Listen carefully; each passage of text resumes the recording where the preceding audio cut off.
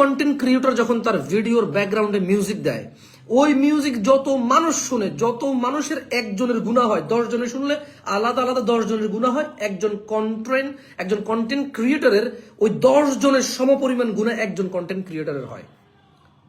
কোন কন্টেন্ট ক্রিয়েটরের ভিডিওর মধ্যে যে জুয়ার অ্যাড আসে, ওই জুয়ার অ্যাড থেকে যত টাকা সে উপার্জন করে তত টাকা তার জুয়ার ইনকাম বলে গণ্য হয়। যখন কোনো মহিলা এসে নাচে অ্যাডভার্টাইজ দেওয়ার জন্য, কোনো পণ্যের সাথে মহিলাও নাচে, গান বাজে, ওই কন্টেন্ট ক্রিয়েটরের ওই উপার্জন নেচে গিয়ে উপার্জন বলে গণ্য হবে। কোন কন্টেন্ট ক্রিয়েটরের কন্টেন্টের মধ্যে যখন অ্যাডভার্টাইজে গান আসবে, তখন ওই যতটুকু টাকা সে আর্ন করবে অ্যাডসেন্সে বা মনিটাইজেশনে, অতটুকু উপার্জন তার গায়কের উপার্জন হিসেবে গণ্য হবে, যা হারাম। So this is the reality.